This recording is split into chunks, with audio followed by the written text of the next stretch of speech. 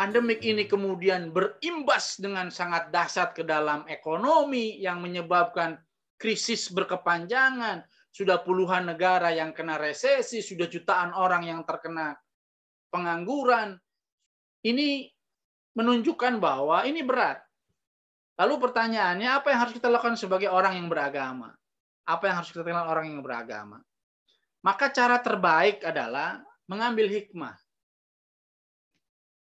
Mengambil hikmah dari semua ini.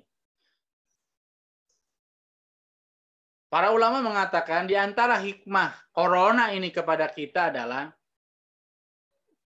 membuat kita berpikir akan rahmat Allah Subhanahu wa taala.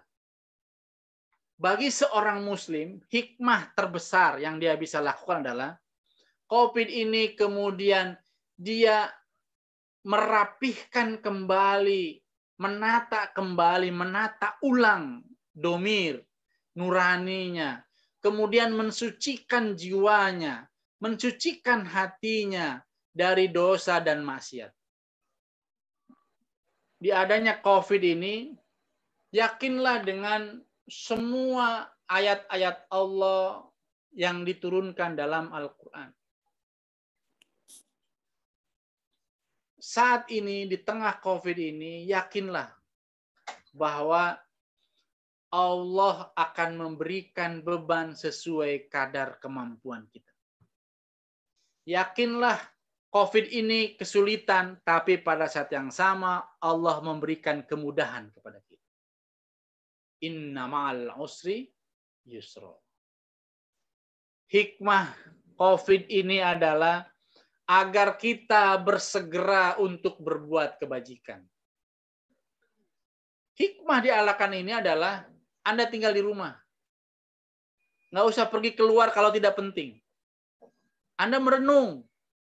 Kita harus merenung.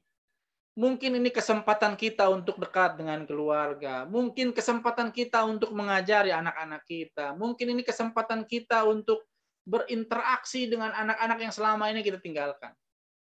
Ini adalah cara Allah mendekatkan diri, merekatkan kembali makna hubungan personal keluarga. Orang yang terkena syuhada, yang terkena COVID-19, kemudian dia bersabar. Dia sudah melakukan seluruh upayanya, mengikuti protokol kesehatan. Kemudian dia terkena dan dia wafat. Dia mendapatkan pahala seorang syahid. Bagi seorang muslim, banyak sebenarnya, di samping yang tadi disebutkan oleh para ulama tentang hikmah corona ini, kita bisa mengambil sendiri hikmah apa yang bisa diambil dengan kita. Apa yang sesuai dengan yang kita rasakan dalam keseharian kita. Virus corona ini bukan semakin menjauhkan kita kepada Allah Subhanahu wa taala dengan marah, dengan depresi, dengan caci maki.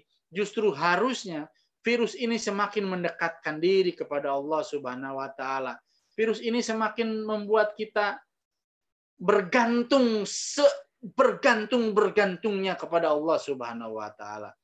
Virus ini harusnya membuat kita semakin sayang dengan orang-orang sekeliling kita yang membutuhkan kita.